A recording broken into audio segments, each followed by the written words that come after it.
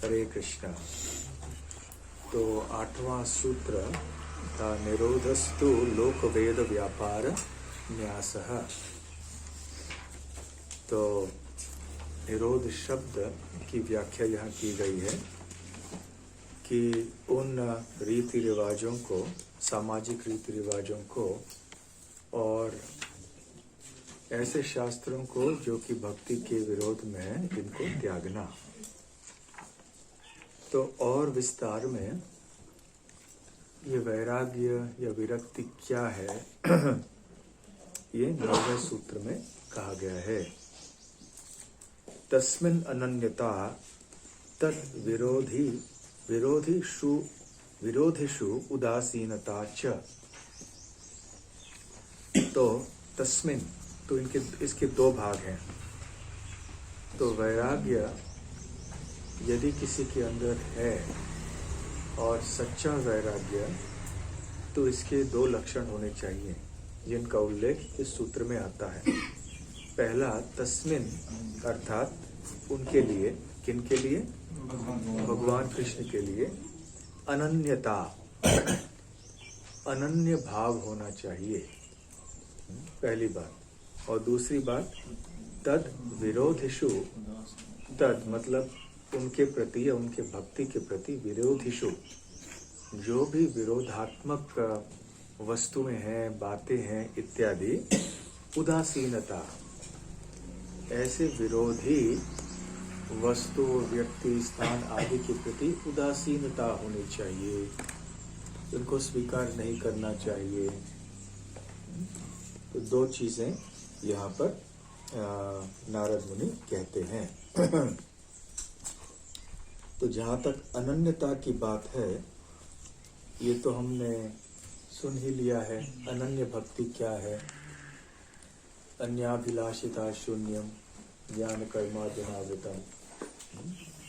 तो अन्य अभिलाषिता शून्यम। तो इसके बारे में कोई कुछ संक्षिप्त तात्पर्य बता सकते हैं? अन्याभिलाषिता शून्यम। हाँ, रूप गोस्वामी बताते उत्तम भक्ति की परिभाषा में, तो इसके बारे में बताते अन्याभिलाषिता शून्यम। तो इसके बारे में चर्चा करते हुए बोलते हैं कि ऐसे कोई भी इच्छाएं या कार्य जो कि भक्ति के विरोध में हो और भक्ति के सहकारी ना हो, उनसे उनको ना करना। लेकिन इता शब्द का अर्थ इसमें वो बाद में जोड़ते हैं, बताते हैं कि अन्याभिलाषिता। तो इसके बारे में बताते हैं कि अगर ऐसे कुछ विचार हैं या वांछाएं हैं जो कि अपने प्राणों की रक्षा के लिए हो या फिर ऐसे कुछ जो बहुत जरूरी कार्य के लिए हो, तो उसको रखना चाहिए, उनको कर सकते हैं। हाँ। तो ऐसा नहीं कि हर कार्य हमारा केवल कृष्ण की प्रसन्नता के लिए हो। कभी कभी ऐसे परिस्थितियां भौतिक सृष्टि में होती हैं कि भले हम भगवान के प्रसन्नता के लिए न करें, पर जैसे कि द्रौपदी के वस्त्र हरण के समय द्रौपदी ने अपनी रक्षा के लिए, अपने मान की रक्षा के लिए गोविंद को पुकारा। गोविंद को प्रसन्न करने की इच्छा से नहीं पुकारा गोविंद का नाम, अपनी रक्षा के लिए। परंतु ये एक बहुत ही आपातकालीन स्थिति है, प्राण की रक्षा करने के लिए है। तो ऐसे बहुत ही विशेष परिस्थितियों में यदि कोई व्यक्ति भक्त भगवान को सहायता के लिए पुकारता है या पुकारती है, तो ये उनके शुद्ध भक्ति में दोष नहीं है। ठीक है, ऐसे एक निष्कर्ष होता है हमारे आचार्यों के मत में। फिर भी ये एक आदत नहीं बन जानी चाहिए। प्रभुता। और कोई शब्द बता सकते हैं? तो ऐसे ता में समाप्त होता है एक शब्द, और फिर ता में भगवत्ता, श्रेष्ठता। तो क्या मतलब होता है ये ता? क्या चीज होता है? रत हो जाना, लग जाना, रत हो जाना।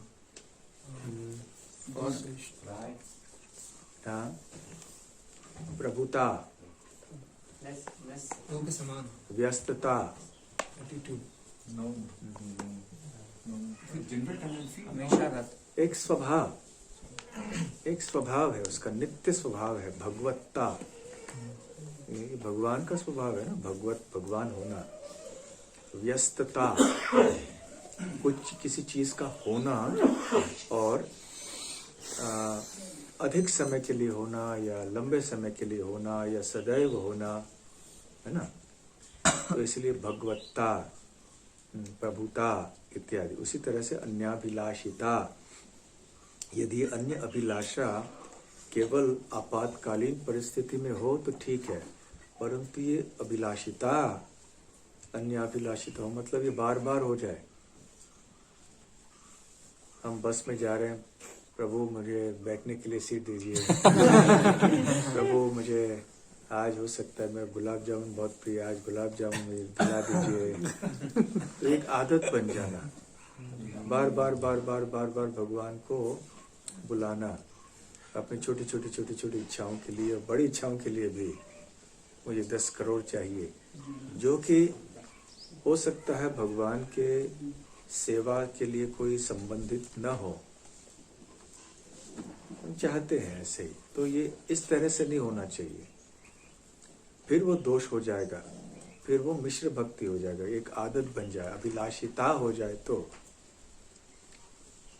तो इसलिए ये एकाध बार तो कभी ऐसे हो जाता है तो फिर ठीक है।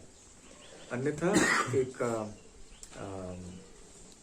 अनन्य भाव, ये कौन से भगवद गीता के श्लोक में आता है? अनन्यास चिंतयन्तो मां ये जना पर्युपासते येषां युक्तानां योगक्षेमं वहाम्यहम्। तो ये अनन्य शब्द अनेकों बार आता है। तो अनन्याः चिंतयन्तः मां, तो जो अनन्य भाव से मेरा चिंतन करता है। और कोई श्लोक में अनन्य आता है? अनन्यया शक्ता भक्त्या तो अनन्यया शक्ता। तो अनन्य भक्ति से ही मुझे आप जान पाओगे। तो अनन्य भाव, अनन्य भक्ति का उल्लेख भगवद गीता में आता है, भागवतम में आता है, क्योंकि भक्ति के लिए ये बहुत महत्वपूर्ण बात है। तो जब अनन्य बात आती है तो इसका मतलब है कि क्या अनन्य भक्ति है क्या, जो कि अनन्य नहीं है ना। इसको मिश्र भक्ति कहते हैं। इसलिए तो फिर ये अनन्य भक्ति है। इसके अन्य शब्द हैं केवला भक्ति, शुद्ध भक्ति, उत्तमा भक्ति। ये सारे अलग अलग शब्द हैं अनन्य भक्ति के कारण के लिए। तो अनन्य भक्ति के अतिरिक्त जो होता है वो है मिश्र भक्ति। मिश्र भक्ति अर्थात जिसमें कोई मिश्रण है, मिलावट है। भगवान को प्रसन्न करना है, परंतु भगवान को प्रसन्न करने की इच्छा के अतिरिक्त हम अपने आप को भी प्रसन्न करना चाहते हैं। तो ये मिश्र भक्ति हो गई। इसलिए केवल आनुकूल्येन कृष्ण अनुशीलनम इतना पर्याप्त नहीं है। क्यों नहीं है?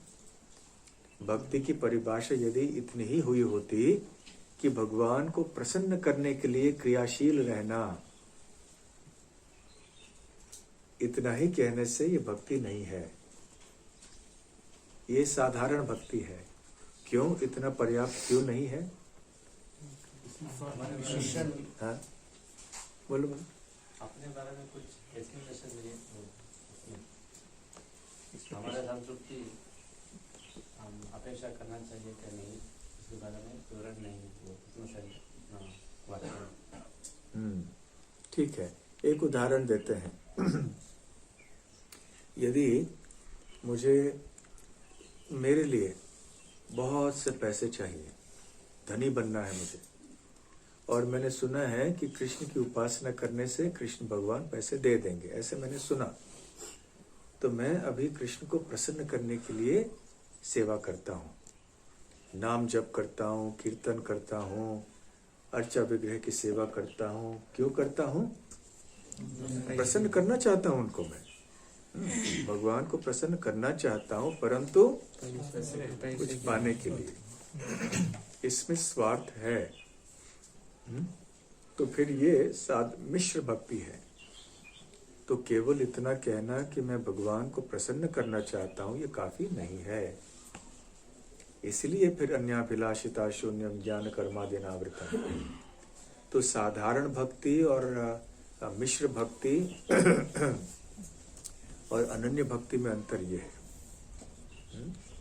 स्वरूप लक्षण भक्ति का ये है कि हम अनुकूल्येन कृष्णानुशीलनम, और जब इस साधारण भक्ति में ये निस्वार्थपन जोड़ा जाता है,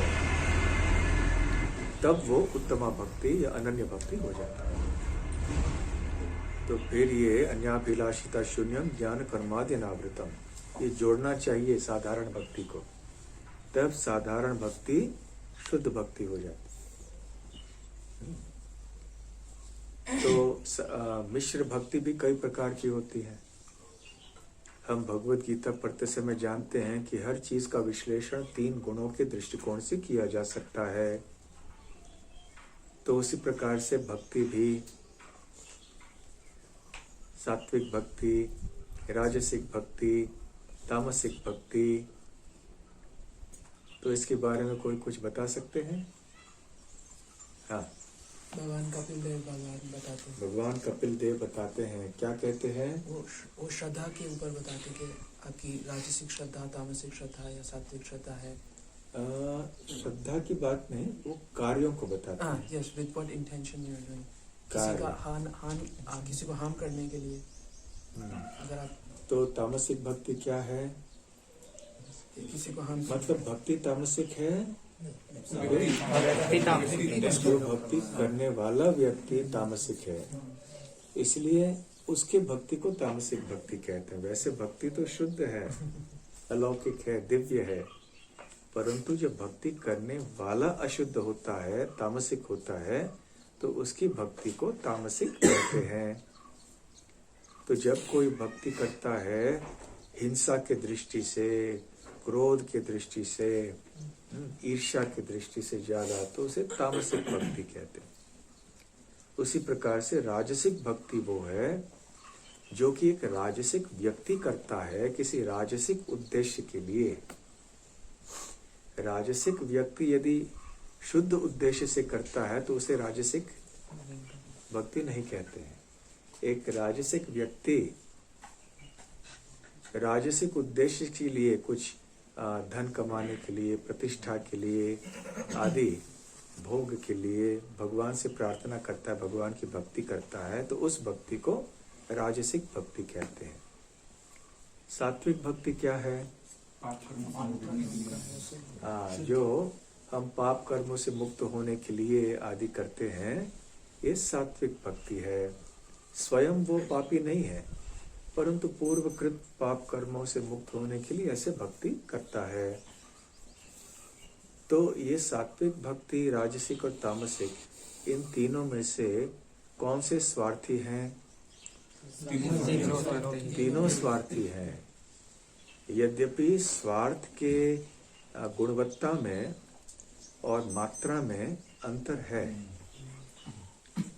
बहुत घोर अंधकार में है तामसिक भक्त, उससे कम राजसिक भक्त और उससे कम सात्विक भक्त। फिर भी कपिल देव किन शब्दों का प्रयोग करते हैं? पृथक भावम और भिन्न धृक।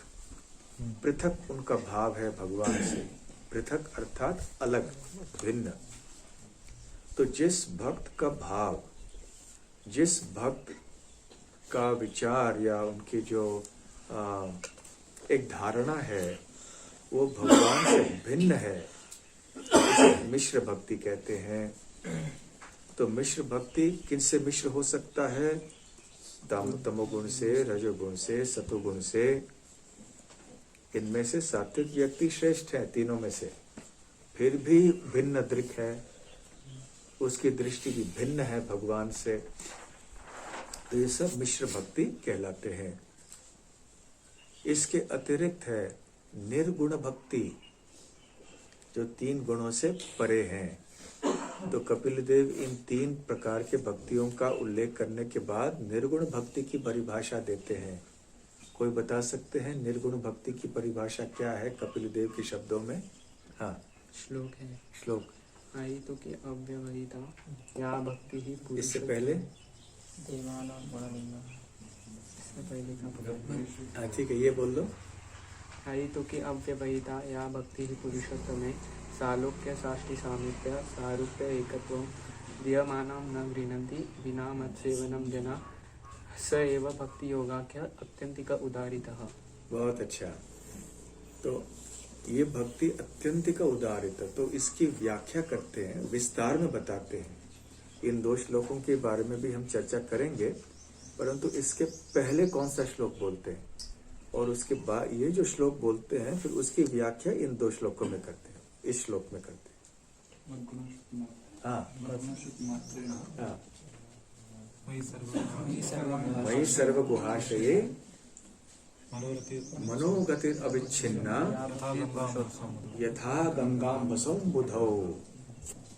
वो कहते हैं कि जब कोई मत गुण, कपिल देव स्वयं भगवान है ना, तो मत कहते हैं मेरे मत गुण श्रुति मात्रेण, केवल मेरे गुणों को सुनने मात्र से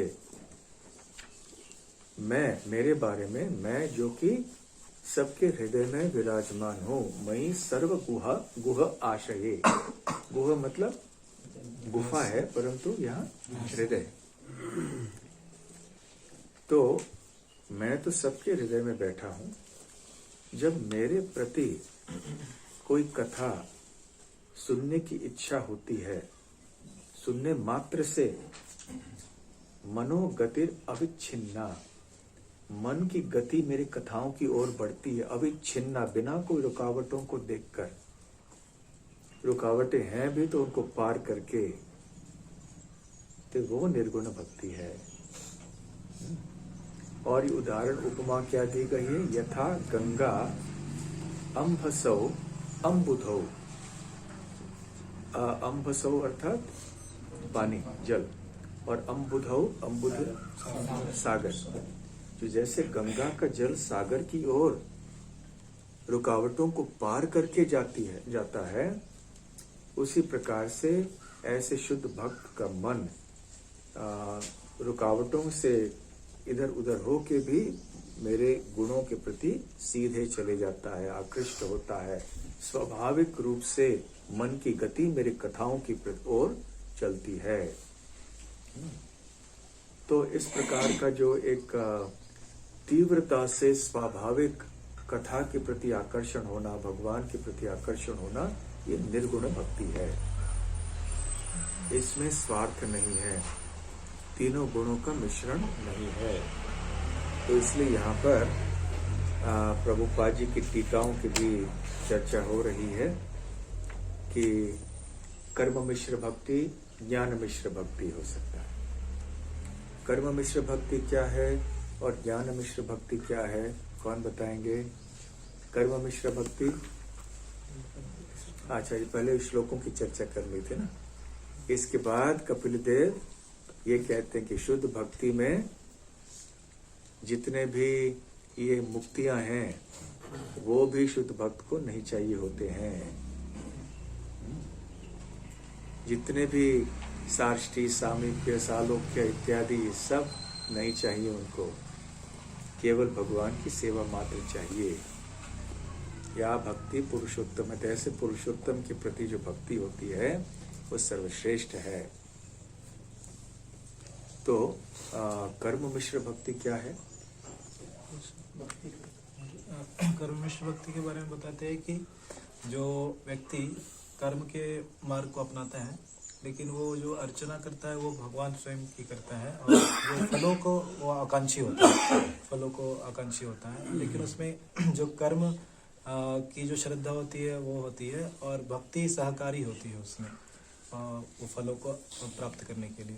और जो ज्ञान मिश्र भक्ति होती है उसमें ज्ञान की मात्रा ज़्यादा होती है, उसकी श्रद्धा ज्ञान की होती है और भक्ति उसमें सहकारी होती है, और उसके जो मुख्य ध्येय है वह ब्रह्मन को प्राप्त करना है। लेकिन वह पूजा अर्चना जो है वो अभिधेय जो है वो उसमें भक्ति को भी वो जोड़ता है। लेकिन उसका जो प्रयोजन है वो ज्ञान। इसमें थोड़ा सूक्ष्म अंतर है, देख। हाँ, थोड़ा भिन्नता है।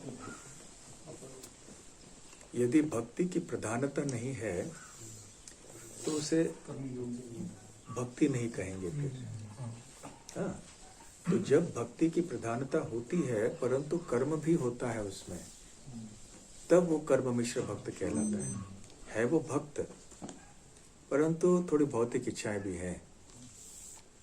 उसी प्रकार से है कोई व्यक्ति भक्त, परंतु बीच बीच में एक ज्ञान योग की भी कुछ इच्छाएं आ जाती हैं, तो ज्ञान मिश्र भक्त। या मानसिक चिंतन की वृत्ति है वो भी प्रविष्ट हो जाती है, तो वो ज्ञान मिश्र भक्त हो जाता है।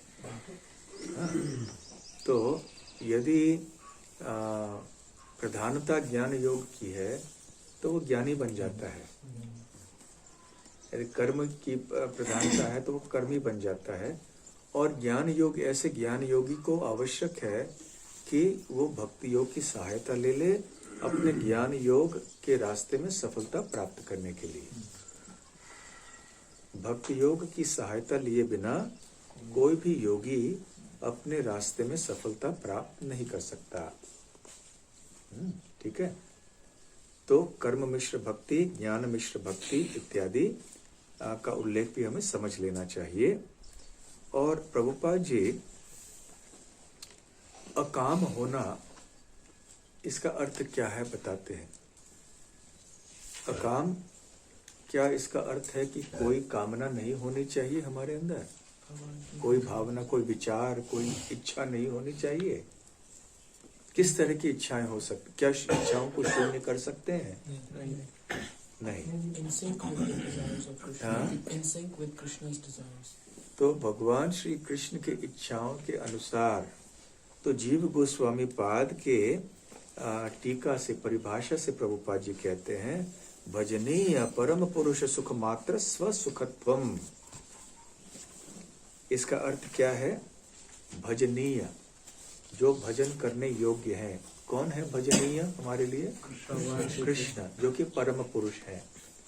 भजनीय परम पुरुष सुख मात्र, ऐसे भजनीय परम पुरुष श्री कृष्ण के सुख मात्र के लिए, और ऐसे सुख में ही स्वसुखत्वम, व्यक्ति जब आनंद लेता है, सुख लेता है, तो वो अकाम है।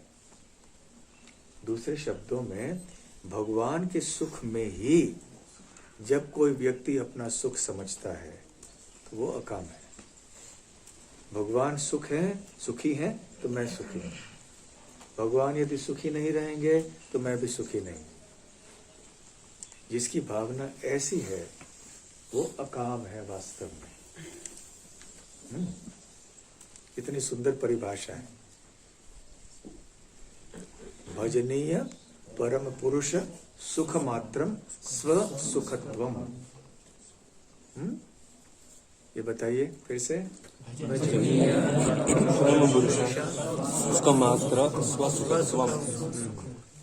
भजनीय परम पुरुष सुख मात्रम स्व सुखत्वम। तो केवल भगवान श्री कृष्ण के सुख में सुख देखना, सुख का अनुभव करना, अन्यथा नहीं। ये अकाम है। मापदंड देखो, ये कैसे हमारे आचार्यों ने स्पष्टीकरण किया हर एक चीज का। इतने सूक्ष्मता से सारी परिभाषाएं दी हैं, जैसे सब कुछ स्पष्ट हो जाता है। और ऐसे कृष्ण के सुख मात्र में स्व सुखत्व होना, सबसे ऊंचे उदाहरण कौन से हैं? गोपियां। तो वृंदावन के गोपियों का उदाहरण है सर्वश्रेष्ठ। रम्या काचित उपासना व्रजवधू वर्गेण या कल्पिता। व्रज गोपियों से, व्रज वधुओं से श्रेष्ठ इस तरह की भावना और किसी की नहीं है। और साथ साथ में ये जो एक अनन्य भाव है कृष्ण के प्रति, क्योंकि यहाँ पे अनन्यता की बात हो रही है ना, तस्मिन अनन्यता। तो ये एक कोई संकुचित सोच की बात नहीं है कि मैं केवल कृष्ण की उपासना करूंगा इसलिए अन्य लोगों के प्रति मेरी सब घृणा है। जैसे कई लोगों की धारणा ऐसे होती है दुनिया में, उनके इष्ट देव को मानकर वो और सभी का तिरस्कार करते हैं, उनके प्रति अपमान करते हैं, धिक्कारते हैं। तो ये इस प्रकार की संकुचित सोच नहीं है, क्योंकि कृष्ण संपूर्ण है और सब कुछ श्री कृष्ण के अंतर्गत है। कोई भी वस्तु श्री कृष्ण के बाहर नहीं है, श्री कृष्ण से स्वतंत्र नहीं है, भिन्न नहीं है। इसलिए जब कोई व्यक्ति श्री कृष्ण का शुद्ध भक्त बन जाता है तो अपने आप ही सबसे प्रेम करता है, देवताओं से भी प्रेम करता है, नास्तिकों से प्रेम करता है, जानवरों से प्रेम करता है, सृष्टि से प्रेम करता है। परंतु मूल क्या है? कृष्ण प्रेम। कृष्ण प्रेम जहां है वो हर चीज से, हर व्यक्ति से प्रेम करता है, क्योंकि हर वस्तु, हर चीज, हर व्यक्ति का संबंध श्री कृष्ण से होता है। प्रभुपाद जी एक उदाहरण देते हैं, एक महिला का, तरुणी का, जिसका विवाह होता है। विवाह से वो अपने पति के साथ संबंधित हो जाती है ना, पति पत्नी का संबंध स्थापित हो जाता है। परंतु क्योंकि पति का संबंध अनेक लोगों से है, जैसे पति के भाई हैं, पति के बहन हैं, पति के माता पिता हैं, तो क्योंकि अब इस महिला ने उस व्यक्ति से विवाह किया है, तो जिन व्यक्तियों का संबंध पति से है उनका संबंध पत्नी से भी अपने आप हो जाता है। अभी कोई उनके दामाद बन जाते हैं, कोई सास ससुर बन जाते हैं, कोई अलग अलग ऐसे संबंध स्थापित हो जाते हैं। कैसे स्थापित होते हैं? उस एक मूल संबंध के कारण। कौन सा है वो संबंध? पति पत्नी का संबंध। जैसे ही वो महिला एक व्यक्ति की पत्नी बन गई, तुरंत अनेक संबंध एक साथ हो जाते हैं उस एक संबंध के कारण। वो संबंध नहीं हुआ तो फिर अन्य संबंध नहीं रहेंगे। ठीक उसी प्रकार से जब व्यक्ति अपना सही संबंध प्रेम में श्री कृष्ण के साथ बना देता है, तो अपने आप श्री कृष्ण के रिश्तेदार जितने भी हैं सब हमारे संबंधी हो जाते हैं। और श्री कृष्ण के रिश्तेदार कौन है? सब है। सर्व योनिषु कौन्तेय मूर्तयः सम्भवन्ति याः तासां ब्रह्म अहं बीज प्रदः पिता। तो श्री कृष्ण परम पिता हैं और हम सब उनके परिवार के सदस्य हैं। तो कृष्ण से हमने संबंध स्थापित कर लिया तो सारे कृष्ण के परिवार से हमारा संबंध स्थापित हो गया, तो द्वेष करने की संभावना नहीं है। हाँ, क्या प्रश्न है? वो नास्तिक लोग रहता है ना, वो भक्ति करने को अपोजिट करता है, वो विरोधाभास होता है ना। नास्तिक लोग विरोध करेंगे, परंतु शुद्ध भक्त के हृदय में नास्तिकों के प्रति द्वेष और घृणा नहीं होती है, वो उनका भला ही चाहते हैं। ये दृष्टि है कि ऐसे शुद्ध भक्त का प्रेम सबके प्रति होता है। यहाँ तक कि जो व्यक्ति शुद्ध भक्त को अपना शत्रु मानते हैं, ऐसे तथाकथित शत्रुओं के प्रति भी उनके मन में प्रेम रहता है। ये कहने का तात्पर्य है। तो जो कृष्ण को प्रेम करता है वो सबको प्रेम करता है। जो कृष्ण से प्रेम नहीं करता, वो किसी से करेगा, किसी से नहीं करेगा, किसी से प्रेम करेगा, किसी से द्वेष करेगा। और वो तथाकथित प्रेम भी सच्चा प्रेम नहीं है, शारीरिक स्तर की आसक्ति है। ठीक है। तो इसलिए ये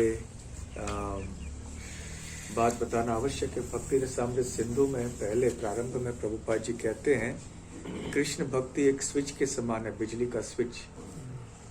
हम कमरे में जाते हैं, अंधकार होता है, बिजली का स्विच चालू कर देते हैं, क्या होता है? सब जगह प्रकाश हो जाता, सब दिखाई पड़ता है, टेबल कहाँ है, कुर्सी कहाँ है, क्या कहाँ है। तो कृष्ण भक्ति का उदय जब हृदय में हो जाता है, सब स्पष्ट हो जाता है। ये मेरे शत्रु नहीं है कोई, सबसे प्रेम होना है। तो ये है अनन्यता, परंतु उसके लिए अनन्यता चाहिए। यदि उस अनन्यता में कोई अभाव है तो उस हद तक हम अन्यों से प्रेम नहीं करेंगे। जितनी ज्यादा हम कृष्ण से प्रेम करेंगे उतनी ज्यादा हम अन्यों से भी प्रेम करेंगे। तो अभी इस श्लोक में, 9वें श्लोक में 2 चीजें बताई गई थी ना, तस्मिन् अनन्यता, और दूसरी बात क्या थी? तत् विरोधिषु उदासीनता। अब इन 2 चीजों की परिभाषा 2 श्लोकों में देंगे नारद मुनि। अब पहले व्याख्या करेंगे अनन्यता का, इसलिए 10वां सूत्र है ना यहाँ पर। अन्याश्रयाणाम त्यागो अनन्यता। अनन्यता अर्थात अनन्यता। तो अब अनन्यता की परिभाषा दी गई है कि अन्य आश्रयाणाम त्यागः।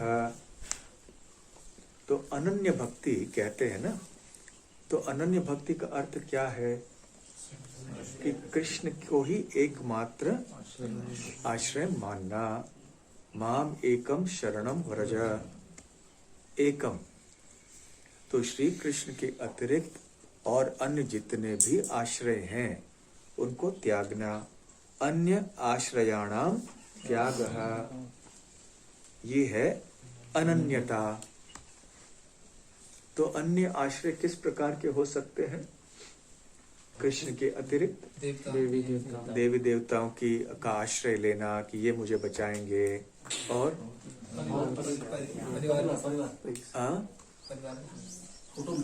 कुटुंब के का आश्रय लेना,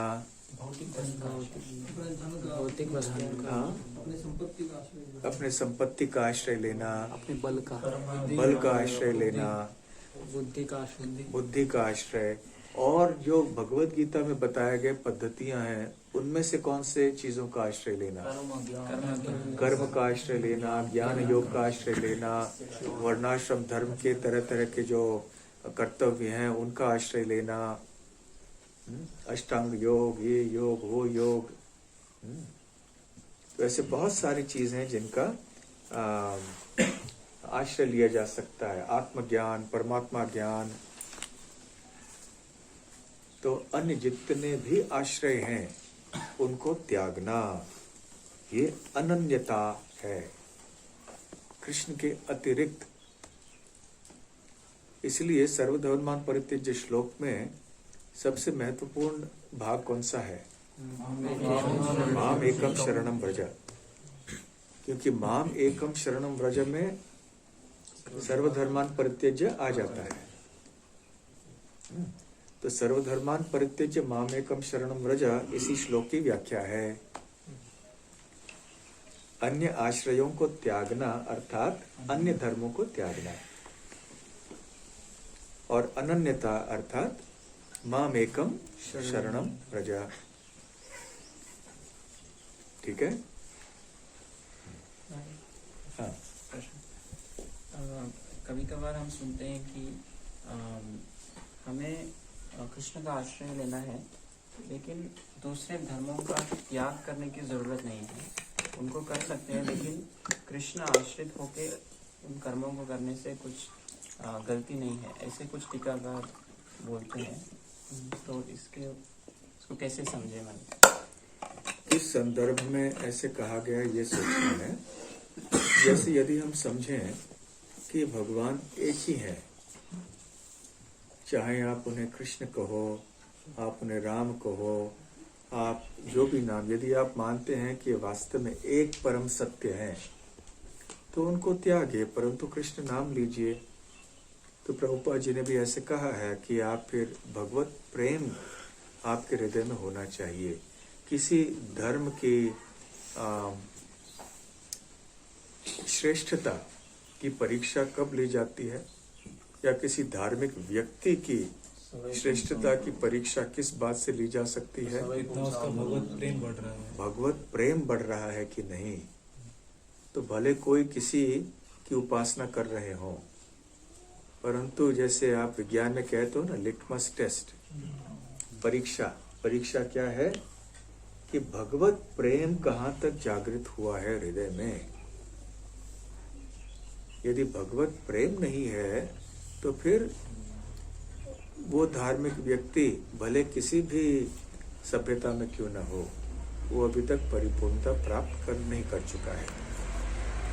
तो ये प्रभु इस बात पर प्रभुपाद जोर देते थे। ठीक है, अभी अनन्यता की परिभाषा हो गई। अभी दूसरी बात, तद विरोधिषु उदासीनता, इसकी परिभाषा 11वें श्लोक में आई।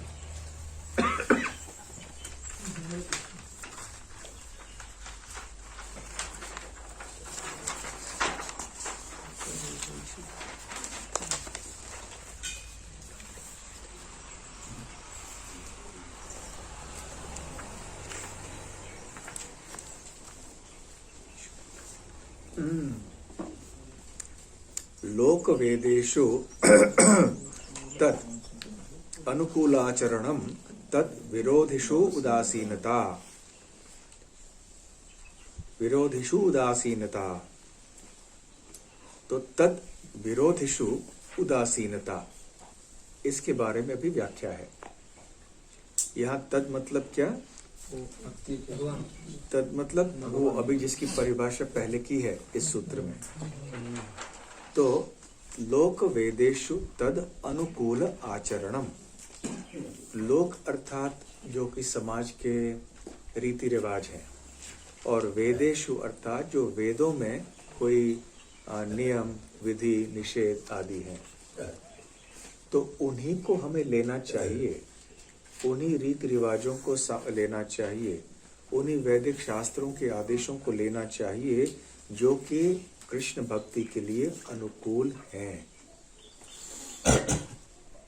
इसका अर्थ है विरोधिषु उदासीनता, अर्थात जो भक्ति के प्रतिकूल हैं, सामाजिक रीति रिवाज या वैदिक शास्त्रों के विधि निषेध, उनको हमें त्यागना चाहिए।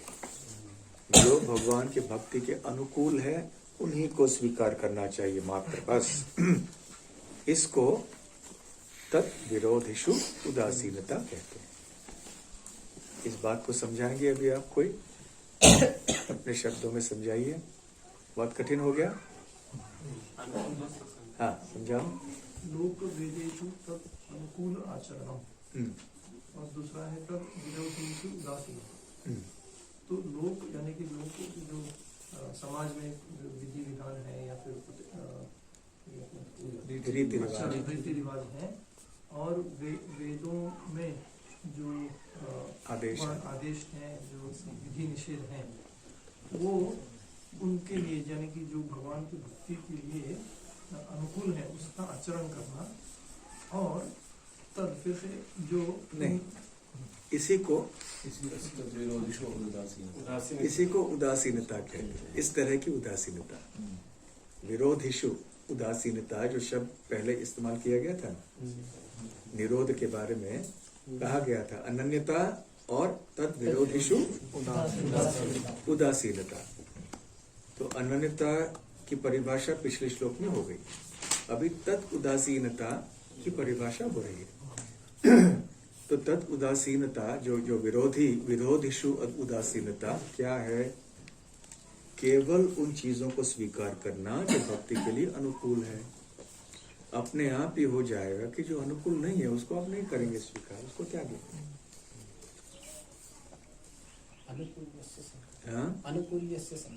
हाँ, तो ये अपने आप हो जाता है। ठीक है, और कोई समझाएंगे इस सूत्र का अर्थ क्या है? एग्जाम्पल ही दे देते हैं। पहले सूत्र का अर्थ समझो, इसके बाद एग्जाम्पल दो। तो जो लोकाचार में जैसे रीति रिवाज है, ये क्या, किसकी परिभाषा हो रही है यहाँ पर इस सूत्र में? ये तद विरोध है उदासीनता। तद विरोधिषु उदासीनता। क्यों इसकी परिभाषा हो रही है? क्योंकि पूर्व श्लोक में वो शब्द है। हाँ, किस संदर्भ में आया था? अनन्य विरोध, विरक्ति, वैराग्य की बात आई थी और विरक्ति के दो भाग बताए गए थे। एक था अनन्यता और दूसरा तद विरोधिषु उदासीनता। अनन्यता की व्याख्या हो गई। अभी भक्ति का जो एक, वैराग्य का जो एक अंग है कि ये हम उदासीन रहें विरोधी वस्तुओं के प्रति, उसकी यहाँ पे व्याख्या हो रही है। तो क्या व्याख्या है? कि कुछ रीति रिवाज रहता है या लोकाचार में या कर्म कांड वैदिक आदि में, तो अगर वो भक्ति के अनुकूल है तो हम उसको स्वीकार करना चाहिए। तो इसका तात्पर्य क्या होता है? जो प्रतिकूल है उसको त्याग देना त्यागना चाहिए। तो यही है तद विरोधिषु उदासीनता। अभी उदाहरण दे। जैसे वो कोंकण बेल्ट में कारवार वगैरह उस सब एरिया में एक तुलसी विवाह होता है, तो एवरीबॉडी जो डिवोटी नॉन डिवोटी रोज फिश खाता है, जो भी करता है वो बड़ा प्रेम से उस दिन शालिग्राम के साथ तुलसी का विवाह करते हैं। तो उसको करने से कुछ नहीं, प्रॉब्लम नहीं है, वो उनको थोड़ा सा तो कृष्ण भक्ति में प्रगति कराएगा, मुझे ऐसा लग रहा है। क्योंकि तुलसी की बढ़िया सा एकदम उस दिन वो पूजा उपासना करते हैं, सजाते हैं और शालिग्राम के साथ बहुत सुंदर से भक्तिमय कार्य जैसे लग रहा है। तो उसको भक्त को त्यागना नहीं चाहिए। अगर कोई हरे कृष्ण भक्त हो गया और वो चल रहा है उनके घर में, तो उसको त्यागने की आवश्यकता नहीं है। ठीक है, अच्छा उदाहरण है। और कोई उदाहरण कोई बताएंगे? या तो रीति रिवाज के, एकादशी का पालन करना। ठीक है। जन्माष्टमी, हाँ जन्माष्टमी भी करते हैं थोड़े। हाँ ठीक है। और कोई मतलब जो भक्ति से डायरेक्टली ऐसे संबंध नहीं रखते? शुद्धिकरण के नियम है जो भक्ति के अनुकूल है उसको ले सकते हैं। जैसे आचमन करना हो, स्वच्छता के पालन करना हो, स्वच्छता का पालन करना है। सूतक में पालन करते हैं, सूतक का हमारा पालन करते हैं। सूतक का पालन करते हैं, ठीक है। गौ सेवा जो लोग करते हैं, हाँ गायों की सेवा करते हैं, हाँ। तो फिर वो तो गायों की सेवा जो करते हैं, भले उनको भक्ति के बारे में इतना नहीं पता है, परंतु वो कर रहे हैं तो ठीक है, कर सकते हैं। जो भक्त लोग हैं वो ऐसे चीजों को ले सकते, परंतु गाय की सेवा क्या है, विशेष रूप से भक्तों के लिए भी कही गई है। परंतु यहाँ ऐसे चीजों के बारे में बताया गया है जिसके बारे में हो सकता है प्रत्यक्ष कोई आदेश न भी हो, भक्ति का अंग न हो, परंतु उसे भी हम स्वीकार करते हैं। ऐसे करते हैं कोई चीजें? हाँ,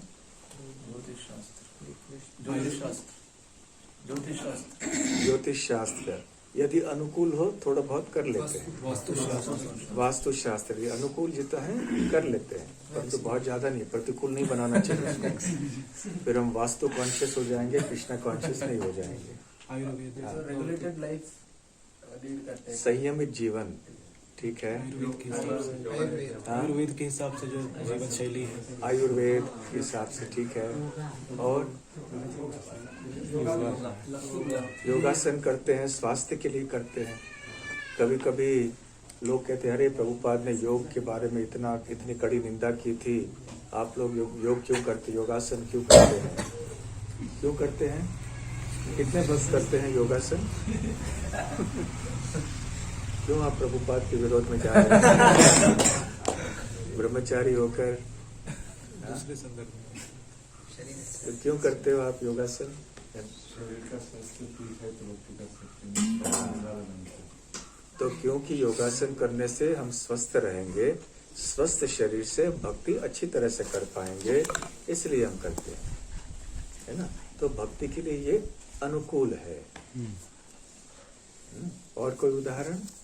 I was thinking vaccinations. हाँ, Vaccinations. वैक्सीनेशन स्वास्थ्य के लिए हो गया। यदि हमारे स्वास्थ्य को बनाए रखने के लिए कुछ उचित है, अनुकूल है, जिसके द्वारा हम भक्ति और अच्छी तरह से कर सकें, तो वो भी अनुकूल माना जाता है भक्ति के ब्रह्मचर्य लिए। आश्रम। हाँ ब्रह्मचर्य आश्रम। हाँ, बहुत अच्छा। ये उदाहरण मैं सुनना चाहता था। तो ब्रह्मचारी आश्रम में रहना क्या ये भक्ति का अंग है? नहीं, ये तो वर्णाश्रम धर्म का अंग है, शुद्ध भक्ति का अंग नहीं है ये। फिर भी हम स्वीकार करते हैं, क्यों? अनुकूल है। तो वर्णाश्रम धर्म के पद्धतियों से, व्यवस्था से हम उन चीजों को स्वीकार करते हैं जो हमारे भक्ति के लिए लाभदायक हो सकती हैं। अन्यथा ये 4 आश्रम जो हैं, ये 4 वर्ण भी हैं, ये भक्ति नहीं है। ये तो भौतिक 3 गुणों के अनुसार ये सब है ना। विभाजन तो 3 गुणों के अनुसार हुआ है। जो सत्व गुण में है वो ब्राह्मण है, रजोगुण में है वो क्षत्रिय है, इत्यादि। फिर भी ऐसे विभाजन का लाभ क्या होता है कि हम एक सुरक्षित स्थिति में रहते हैं, जिसके कारण हम अच्छी तरह से स्थिरता से भक्ति कर सकते हैं। तो ये बहुत महत्वपूर्ण बात है। हाँ, स्कूल कॉलेजों में जो मोरल एजुकेशन, हाँ, जैसे सत्य बोलना है और ये सब चीजें, तो ये अच्छे हैं, भक्ति के लिए अनुकूल है। परंतु कभी कभी ये प्रतिकूल भी हो सकते हैं, इसलिए ये भी हमें समझ लेना चाहिए। कभी योगासन भी प्रतिकूल हो सकते हैं, कभी ब्रह्मचारी बनना भी ये प्रतिकूल हो सकता है। ब्रह्मचारी सोचता है मैं भी ब्रह्मचारी हो गया, भक्त बनने की क्या आवश्यकता है, अभी यही करूंगा। तो जब तक ये अनुकूल है, जो चीजें अनुकूल हैं, जिस मात्रा में अनुकूल हैं, उस तब तक उन्हें हमें देखना चाहिए। हाँ, ऐसा भी हो सकता है कि कुछ अनुकूल है भक्ति के लिए, वो बाद में फिर प्रतिकूल हो गई, ऐसा भी हो सकता है। हाँ, हो सकता है। अभी तो उदाहरण दिए योगासन के, ब्रह्मचारी आश्रम के। अनुकूल ही है ये, अनुकूल चल रही है। हाँ, तो जिस तरह से हम इसका उपयोग करते हैं उसके ऊपर निर्भर होता है। रस बढ़ रहा है भक्ति में, ऐसा समझिए। भक्ति में नहीं, हमारे लिए लाभदायक है, हमारे लिए अनुकूल है, हमारे भक्ति के लिए। अनुकूल अर्थात क्या है? फेवरेबल, लाभदायक है, हमें मदद करता है इसके बारे में। तो जब आप इसमें भक्ति के कार्य में रुचि बढ़ रहा है तो हम समझेंगे अनुकूल है। हाँ, भक्ति के कार्य जो सपोर्ट करता है, जो भी अनुकूल है हमारे भक्ति के लिए, जो हानि नहीं पहुंचाता है हमें। हाँ, सत्वगुण का आहार और सत्वगुण का वातावरण। हाँ, जैसे यहाँ सात्विक वातावरण है, तो ये सात्विक वातावरण अनुकूल है, परंतु प्रतिकूल भी हो सकता है। तो हर एक व्यक्ति के ऊपर निर्भर करता है कि हम कैसे उस चीज का प्रयोग करें। जैसे हरि नाम का भी दुरुपयोग हो सकता है ना, नहीं? हाँ, नाम के बल पर पाप करना इत्यादि। मोबाइल फोन अनुकूल प्रतिकूल देखना चाहिए। हाँ, अनुकूल। हाँ, ये अनुकूल अभी। हाँ, कोई 4 नियम ऑलरेडी फॉलो कर रहा है। तो 4 नियम अनुकूल है, प्रतिकूल है? अनुकूल है। ये 4 नियम भक्ति के अंग नहीं है। 4 नियम पालन करने से क्या हम शुद्ध भक्त बन जाएंगे? नहीं, परंतु फिर भी हमारे भक्ति के साधन के लिए अनुकूल है। हम इसका पालन करते रहेंगे तो भक्ति में अच्छी तरह से प्रगति करेंगे। ठीक है? वैसे 4 नियम पालन करने वाले और भी बहुत लोग हैं, परंतु हो सकता है वो भक्त न हो, परंतु इस चीज को हम लेते हैं। तो धार्मिक तत्वों को लेना, सत्वगुण से कुछ लेना, और बाहर की दुनिया से भी हम बहुत सारी चीजें लेते हैं। गाड़ी है, ये है, कितने चीजें लेते हैं जिनका प्रयोग हम करते हैं। कम से कम क्या होना चाहिए? अविरुद्ध होना चाहिए। अनुकूल और दूसरा शब्द है अविरुद्ध। ये शब्द कहाँ आता है भगवत गीता में? धर्मो विरुद्ध भूतेषु कामोस्मि। हाँ, धर्मो विरुद्ध भूतेषु कामोस्मि भरतर्षभ। तो इसका क्या अर्थ है? जो धर्म के विरुद्ध ना होकर वो काम भगवान के प्रतिनिधि है। हाँ, वो मैं हूँ भगवान कहते हैं। धर्मा विरुद्धो भूतेषु कामोस्मि भरतर्षभ। तो वो काम जो धर्म के अविरुद्ध है वो मैं हूँ। इसका अर्थ है कि ऐसे भी कोई काम है जो कि धर्म के विरुद्ध है, तो धर्म के अविरुद्ध जो काम होता है वो मैं हूँ। तो ये अविरुद्ध शब्द जो विरुद्ध नहीं है, इसको भी जानना आवश्यक है। ठीक है। हाँ। एक प्रश्न, जब जैसे जो सहकारी चीजें हैं जो भक्ति में सहकारी करती है और भक्ति के स्वयं जो नवविधा भक्ति के अंग हैं, जब दोनों में एक चीज कोई चुनना पड़ता है, ऐसा कभी समय हो, जैसे उदाहरण जैसे सूर्य ग्रहण का समय है और ऐसा कहा जाता है उस समय हमें कुछ नियम पालन करने चाहिए, लेकिन उस समय हमको विग्रहों की सेवा भी करनी है, तो उस समय हमें कैसे क्या मापदंड होना चाहिए? ये एक अच्छा उदाहरण है कि कैसे कभी कभी थोड़े द्वंद्व हो जाते हैं। जैसे सूर्य ग्रहण आदि है, ग्रहण के समय ऐसे बताया जाता है कि हम अशुद्ध हो जाते हैं, है ना। तो अशुद्ध अवस्था में हमें भोजन नहीं लेना चाहिए, भजन करना चाहिए, अर्चा विग्रह की सेवा नहीं करनी चाहिए, ऐसे एक नियम है। शुद्ध भक्ति के रास्ते में क्या करना चाहिए?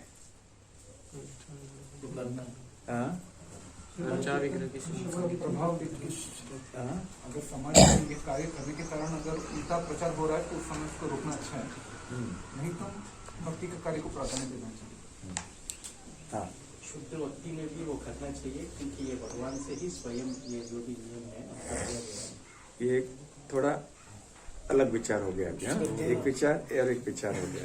और प्रॉपर बोलते हैं हमारे सर्विस तो करना चाहिए, भोग लगाना चाहिए, आरती करना चाहिए, टेम्पल डोर को क्लोज करना चाहिए, कीर्तन करना है तो बाहर कर सकते हैं, लेकिन एंट्रेंस पब्लिक को एंट्रेंस नहीं रहना चाहिए, इसी वन नेचुरल है।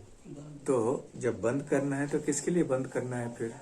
लोक व्यवहार के लिए। अभी वास्तव में प्रभुपाद जी ने इस ग्रहण आदि के लिए इस मात्रा में महत्व दिया जितना समाज में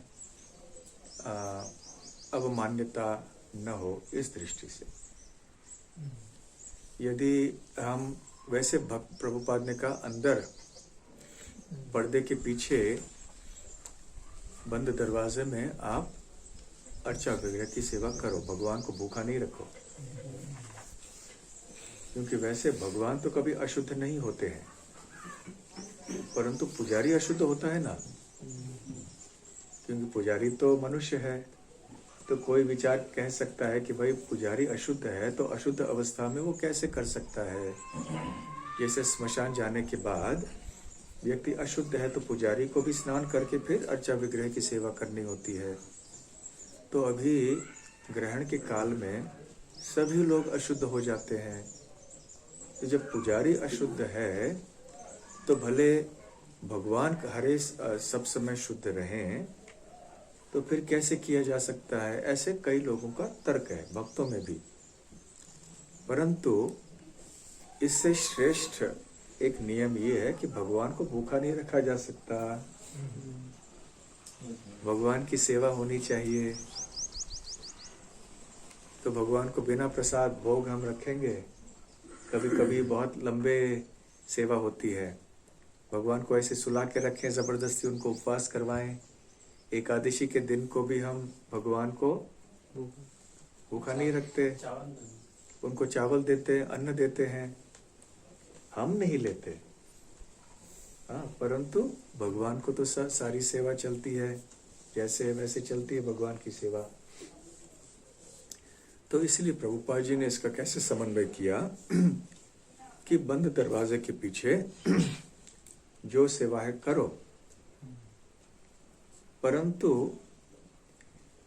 मंदिर बंद रखो ग्रहण के समय, ताकि लोग निंदा ना करें कि अरे ये देखो ग्रहण के समय भी ये लोग पूजा कर रहे हैं, ये किस तरह से वेद के पालक हैं, तो लोग ऐसे निंदा करेंगे। इसलिए उन्होंने कहा दरवाजा बंद कर लो, मंदिर ऐसे घोषणा कर लो कि मंदिर ग्रहण के कारण मंदिर बंद है, परंतु केवल पुजारी अपनी सेवा करेंगे। और पुजारी भी उपवास करेगा, पुजारी भी ग्रहण शुरू होने के पहले भोजन कर लेगा, स्नान कर उसके बाद नहीं लेगा, और जब ग्रहण समाप्त हो जाता है स्नान करके वो प्रसाद ग्रहण करेगा। केवल भगवान की सेवा बंद नहीं होनी चाहिए, इसलिए जितना भी आवश्यक है वो उतना ही करेगा। भगवान को सुलाना हो, जगाना हो, उनका श्रृंगार करना हो, उनको भोग बनाना हो इत्यादि। हाँ ठीक है, ये अच्छा उदाहरण है। हाँ वो समय में भगवान का सेवा के लिए हम भोग बनाया, भगवान को प्रसाद अर्पण किया, तो सभी ग्रहण का समय में भगवान ने स्वीकार किया। तो वही समय पे वो ग्रहण का प्रसाद भी जब हम निकाला, तो वो हम लोग बाद में ग्रहण का बाद वो हम स्वीकार कर सकते हैं। अभी बाद में किया जाए, क्योंकि भगवान का प्रसाद है ये, इसलिए ये अशुद्ध नहीं होता। साधारण अन्न अशुद्ध हो सकता है, परंतु भगवान का प्रसाद कैसे अशुद्ध हो सकता है? सही है ना? हाँ, ये भावना है, क्योंकि भगवान का प्रसाद सदैव दिव्य रहता है। किसी भी, जैसे जगन्नाथ प्रसाद का महाप्रसाद होता है ना, उसमें प्रथा है कि जैसे ही जगन्नाथ प्रसाद आपके सामने आए, भले आपने स्नान किया हो न किया हो, उसको स्वीकार कीजिए। ये एक और अच्छा उदाहरण है इसके लिए। हाँ, तो साधारण प्रथा, शौच की प्रथा, स्वच्छता की प्रथा ये है कि स्नान करने के पहले भोजन नहीं, कुछ खाना नहीं चाहिए। परंतु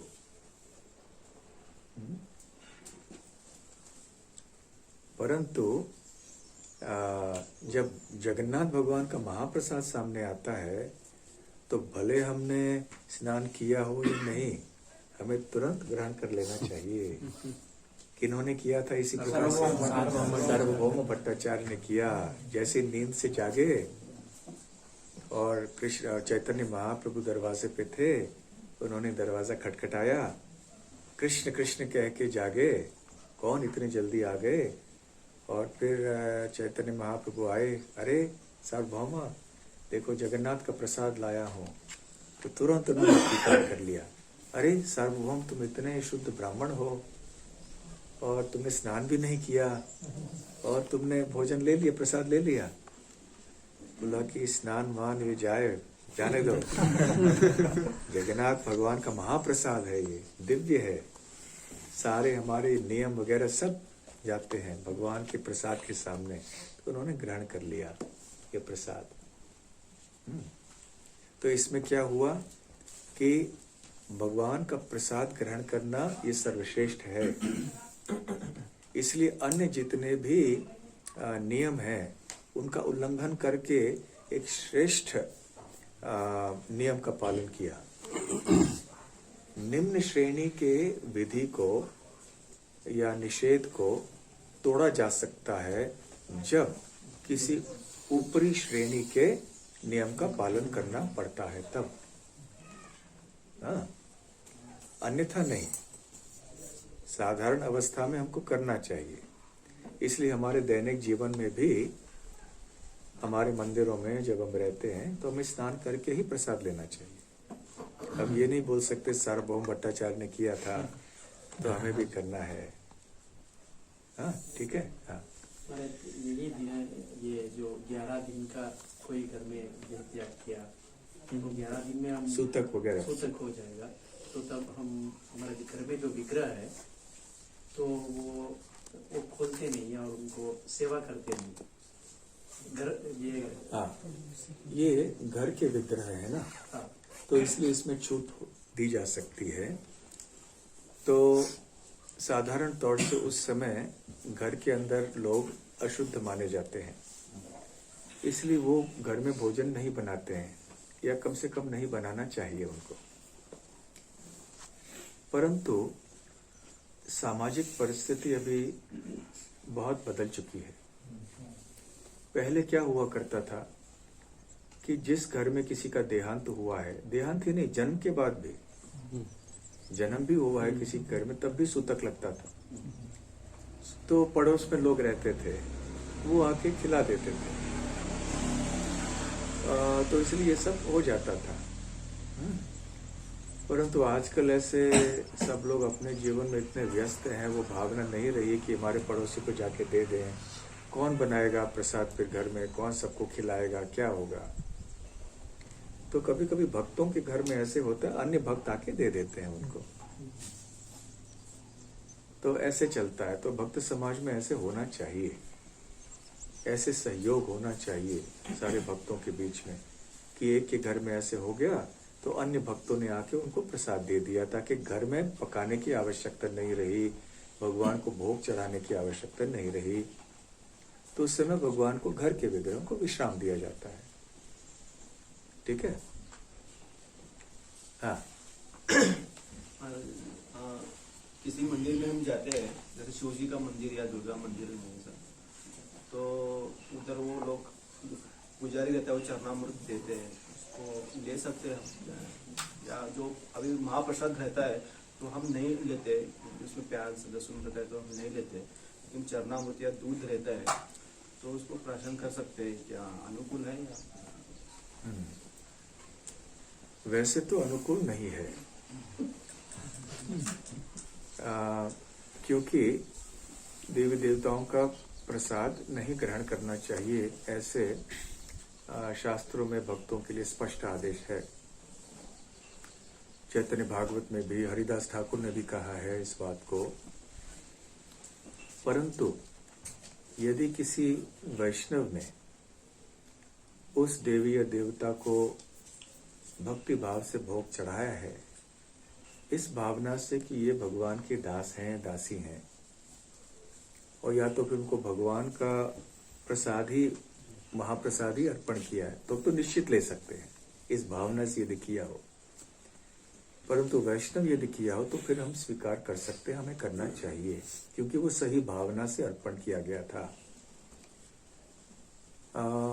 परंतु कभी कभी ऐसे हो जाता है कि वो अपमानित हो जाते हैं यदि हमने नहीं लिया। तो ठीक है, हम छोटी सी बात है, चरणामृत, तो इस भावना को ध्यान में रख के कि हे शिव जी आप परम वैष्णव हैं, ऐसे धारणा बना के हम ले लेते हैं। और अन्य कोई देवता हैं, उनका प्रसाद लेते हैं, मंदिर में जाके कोई बड़े श्रद्धा से देते हैं, तो हम ग्रहण कर सकते हैं, ले सकते हैं, जाके किसी और को दे सकते हैं जिनकी श्रद्धा ऐसी है, वो ले लें। जैसे कल हम यहाँ गांव में गए थे ना, तो उनकी यहाँ सीताराम लक्ष्मण की मंदिर, हनुमान का मंदिर है, तो ये सीताराम है तो हमने प्रणाम करना चाहिए उनको, है ना। भले जो पुजारी है उनकी धारणा क्या है कि सीताराम कौन है, क्या है, उनकी राम तत्व क्या है, उनका विचार उनका हमें नहीं पता, परंतु हम देखते हैं कि श्री राम सीता के विग्रह हैं तो हम प्रणाम करते हैं। दूसरा मंदिर था जहाँ पे एक मंदिर में बहुत से चित्र थे, पांडुरंग और विठल और रुक्मिणी के चित्र 2 थे, और भगवान विष्णु नारायण के चित्र कहीं थे, सीताराम लक्ष्मण हनुमान के चित्र थे, और साथ साथ उनके जो गांव की गांव की जो देवी है, कुल देवी है, जो वो उनका भी था।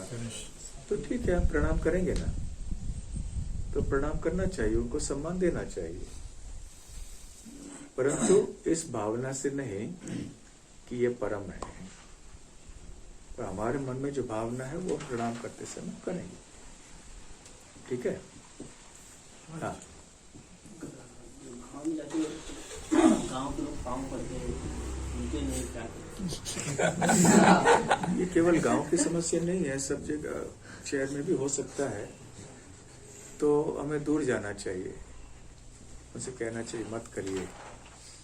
उनको लगता है अछूते हैं क्या तो यदि ऐसे नहीं देंगे तो वो सोचते हैं कि हम अछूते हैं क्या, इसलिए हम कुछ नहीं देते, ऐसी भी भावना उनके मन में होती है। ऐसे हो सकता है, तो उनको समझाना चाहिए, पहले से ही समझा लें कि देखो हम वैष्णव हैं और हम भगवान के दास हैं, इसलिए हम ऐसे किसी का प्रणाम स्वीकार करना हमें अच्छा नहीं लगता, क्योंकि ये हम इस योग्य नहीं है, इसलिए आप बुरा मत मानिए ऐसे करके। और यदि दूर से कोई करना चाहे ना तो प्रणाम ठीक है, स्वीकार करना। अभी हम भगवान के प्रतिनिधि होके गए हैं तो लोग करते हैं, तो फिर स्वीकार करना पड़ता है कभी कभी। और एक बार प्रभुपाद जी ने ऐसे कहा था, कोई को स्पर्श कर ले तो क्या करना चाहिए, सर को स्पर्श करंट वापस जाएगा। क्योंकि जब कोई हमारे पैरों को स्पर्श करता है ना तो उसके कर्म हमें लेने पड़ते हैं। हाँ?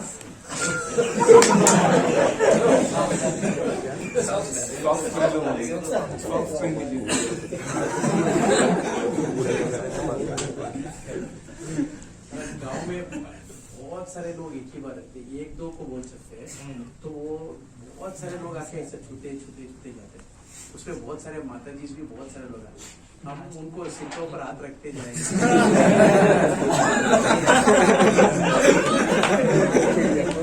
वो नहीं होगा। इसलिए मैंने सबसे पहले कहा कि पहले से ही घोषणा कर देनी चाहिए, हाँ, ताकि सबको पता चले कि आपको प्रणाम करना है तो दूर से ही कीजिए।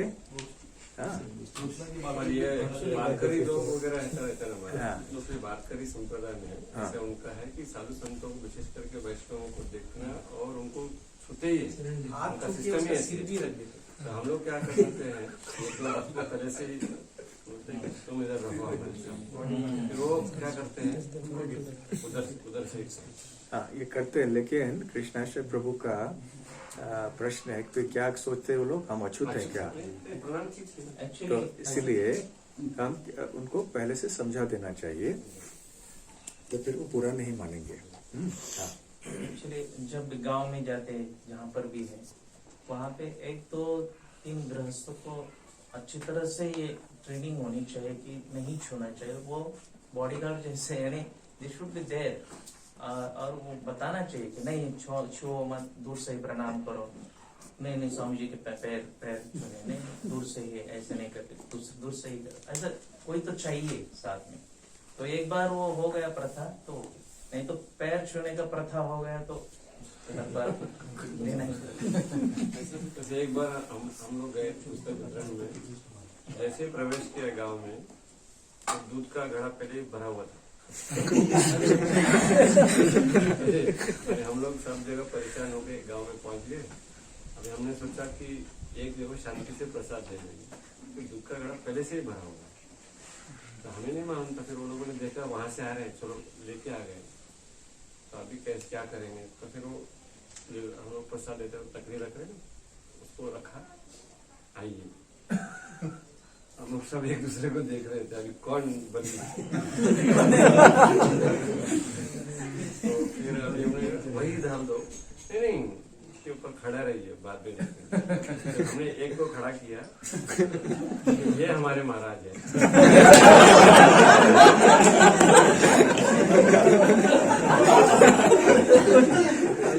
पानी डाला, सबको डाला जैसे ही हो गया, दूर से ऊपर से डाल दो।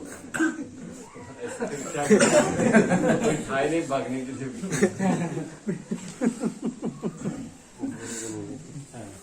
ऐसा इमरजेंसी कुछ हो तो स्वीकार कर से करके पास तो गुरु द्वारा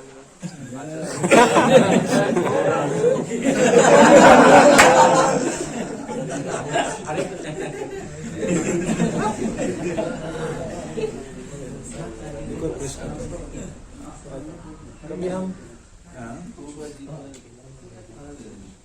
कल के संबंधित कल आप कह रहे थे कि श्रवण कीर्तन यदि हम नहीं करते तो भक्ति में उत्साही नहीं रहेंगे। हाँ। तो भगवान 12वें अध्याय में बताते हैं कि जो श्रवण कीर्तन के लिए योग्य नहीं है, वो मेरे लिए काम करो, मेरे लिए आप मेहनत करके काम करो, ये इसके लिए भी योग्य नहीं है। 12वें अध्याय में भगवान बताते हैं, तो आप दान दो। तो बहुत सारे लोग श्रवण कीर्तन के लिए योग्य नहीं होते हैं, तो वो उत्साह से कैसे काम कर सकते हैं? क्योंकि श्रवण कीर्तन के आधार पे ही हमारा भक्ति का उत्साह बना है। जो प्रत्यक्ष रूप से भगवान की सेवा नहीं कर सकते हैं श्रवण कीर्तन आदि के द्वारा, उनको किसी न किसी तरह से भगवान की सेवा में लगाना चाहिए। जैसे कुछ प्रसाद ग्रहण कर उनको जाके प्रसाद दें, चाहे कुछ गीता का उपदेश उनको दे दें, और कुछ और सेवा में लगा दें। जैसे दान देना चाहते हैं कुछ उत्सव के लिए, मंदिर के लिए, तो ऐसे धीरे धीरे धीरे से उनकी सुकृति बढ़ जाएगी और आज नहीं तो कल वो भक्ति में लग जाएंगे। आगे तो श्रवण कीर्तन में रुचि होती है, धीरे धीरे से हो जाएगी रुचि। जैसे जैसे भक्तों का संग मिलेगा, जैसे जैसे धीरे धीरे से वो भक्ति करेंगे, मतलब ये सुकृति करेंगे, थोड़ी थोड़ी सेवाएं करते रहेंगे, वैसे वैसे प्रगति होगी उनकी। भक्तिसिद्धांत सरस्वती ठाकुर उनके समय भी सबको इतना 64 माला का नियम नहीं था। सब 2 माला जप करके दीक्षा दे देते थे और उनको सेवा करने के लिए प्रेरित करते थे। दीक्षा ने वो हरिनाम था। देखो गौड़ीय मठ में दीक्षा की प्रणाली और इस्कॉन में थोड़ी अलग है। गौड़ीय मठ में भक्ति सिद्धांत सरस्वती ठाकुर के समय केवल 4 माला में उनको हरिनाम दे देते थे, परंतु उसको ठीक से दीक्षा नहीं की जाती थी, कही जाती थी। तो केवल फिर उसके बाद कहते 4 नियम का पालन करो, 4 माला कर रहे हो ना, ठीक है, दे देते थे। आज भी गौड़ीय मठों में अनेकों में ऐसे करते हैं। परंतु जब अब जिसको हम दूसरी दीक्षा कहते हैं उसको वो पहली दीक्षा मानते हैं, उसको दीक्षा मानते हैं। उस समय फिर वो अपेक्षा करते हैं कि 16 माला हो कम से कम, और 64 से भी 16 करते हैं। कुछ 64 में दीक्षा नहीं देते हैं आजकल, क्योंकि समय बदल रहा है। तो फिर नियमों का पालन करना चाहिए वगैरह वगैरह, वो सारे हो जाते हैं। प्रभुपाद जी ने एक दीक्षा को 2 भागों में विभाजित किया। तो पहली दीक्षा में हरिनाम, उसको दीक्षा हो गया। 5 संस्कार होते हैं ना दीक्षा के, तो उसमें से थोड़े पहले दीक्षा में आ गए, थोड़े दूसरी दीक्षा में आ गए। तो दूसरी दीक्षा का तात्पर्य है अर्चा विग्रह की सेवा करने के लिए जो मंत्र आदि चाहिए, याग मंत्र वो चाहिए।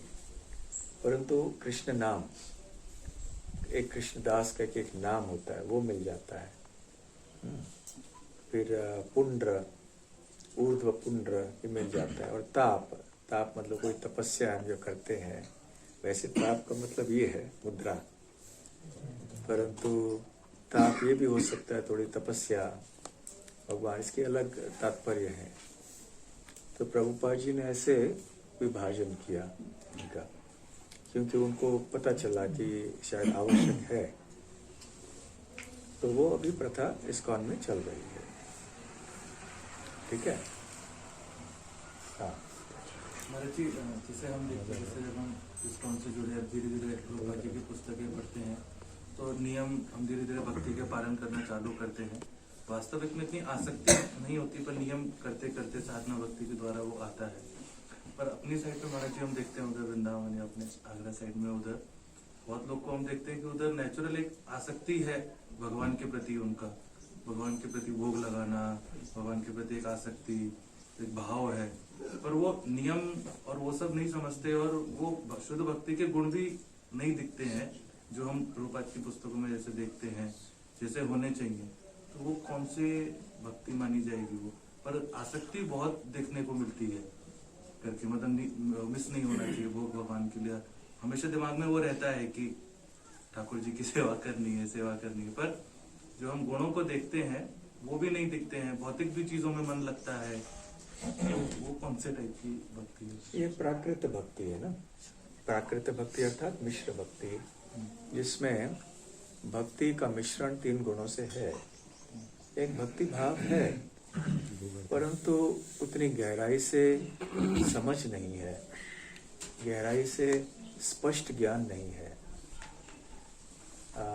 श्रद्धा है तो फिर आगे चल के और नियमों का पालन नहीं होता है, इसको प्राकृत भक्ति कहते हैं।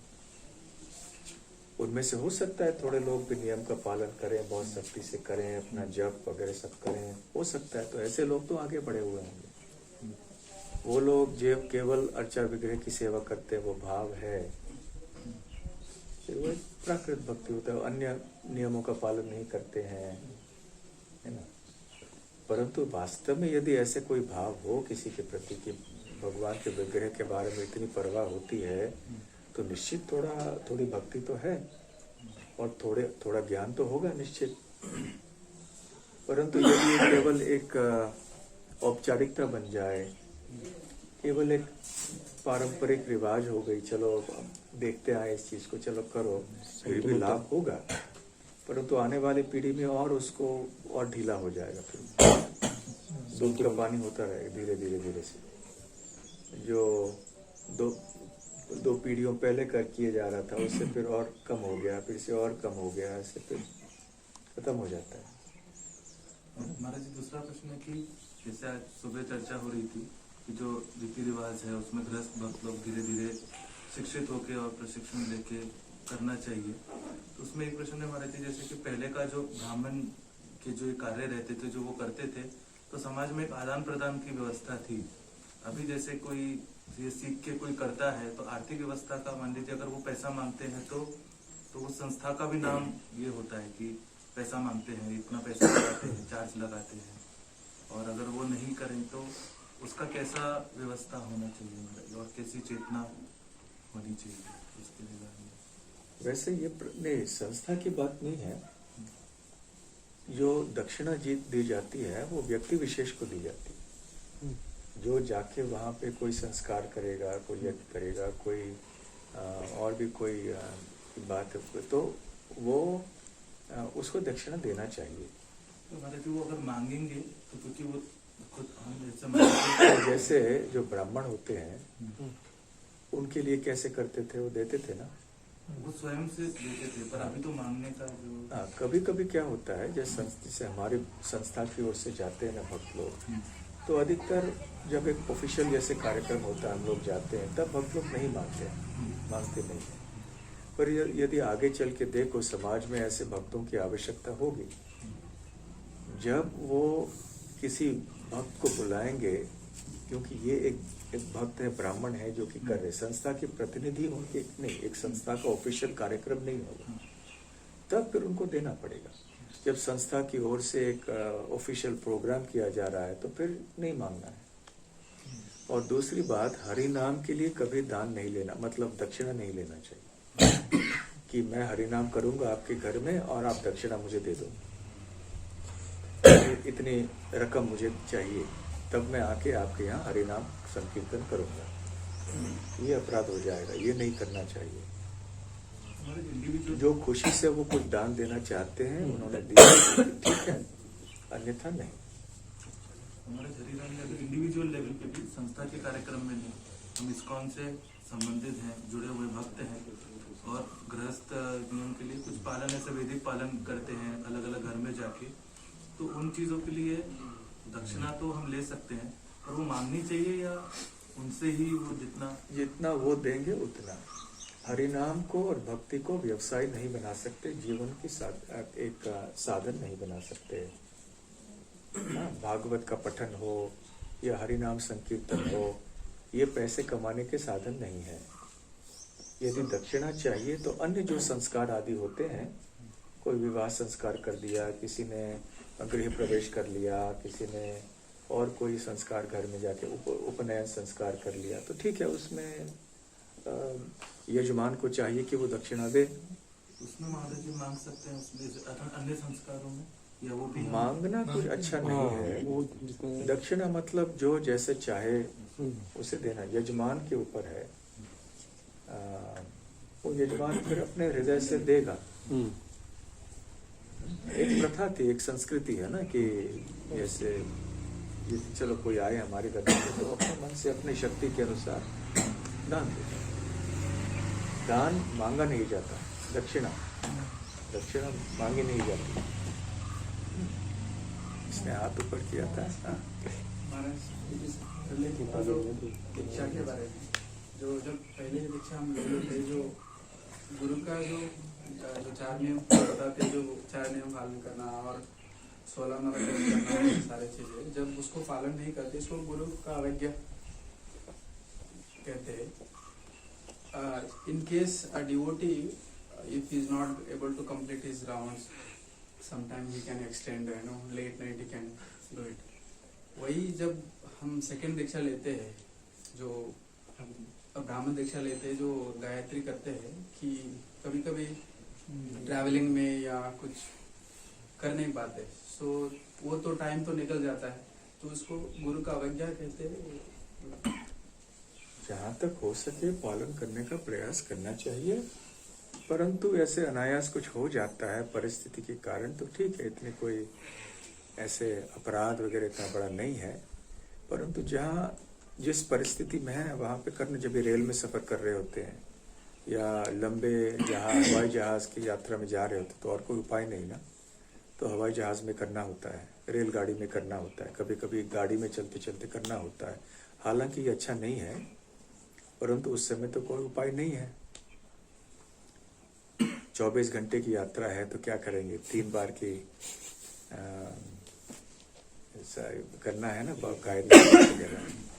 नेक्स्ट डे करके इसको याद किया नहीं जा सकता, तो इसीलिए वो समय का महत्व है ना, उस समय पे करना चाहिए। हाँ। 2 बजे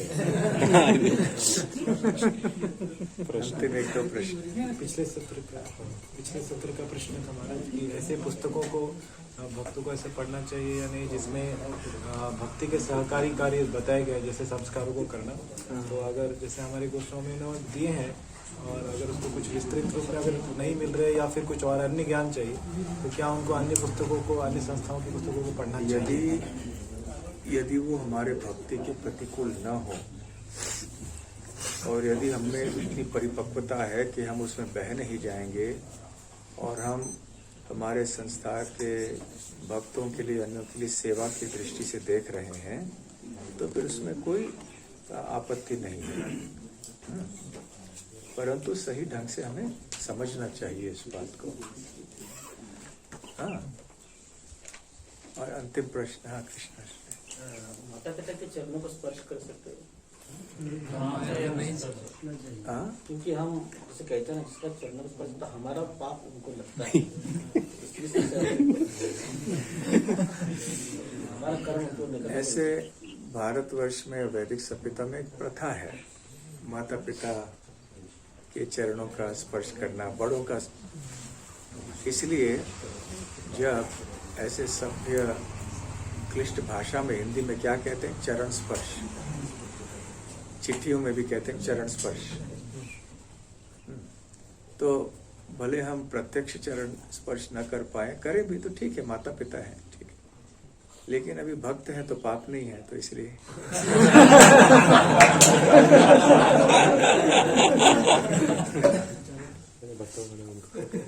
कोई बात नहीं।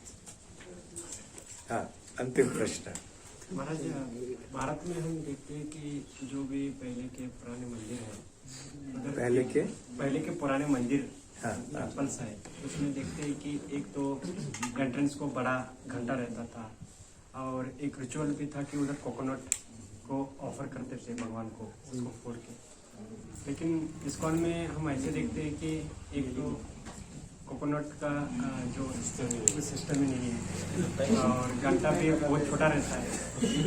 तो अभी तो प्रॉपर जी जाके न्यूयॉर्क में पहले चालू किए और उसके बाद हम इसको वेस्टर्न सिस्टम कह सकते, और बाद में भारत में इसको भी लागू कर। कोकोनट हो न हो, भक्ति हो,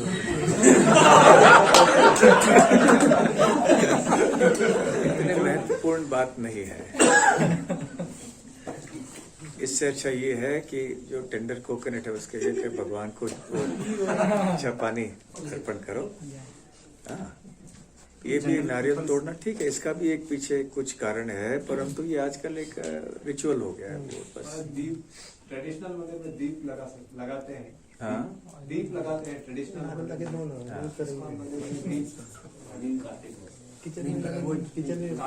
वैसे गरुड़ स्तंभ आदि होता है, उसके ऊपर लगाते हैं। बहुत सारी प्रथाएं हैं, परंतु हमारे लिए भक्ति की प्रधानता होने के कारण जिस स्थान में जो जगह हमें मिल गई उसमें हम मंदिर बना लेते हैं।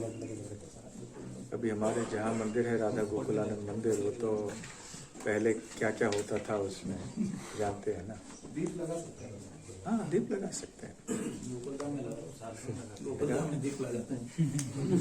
आजकल का आधुनिक दीप है, बल्ब तो लग जाता है।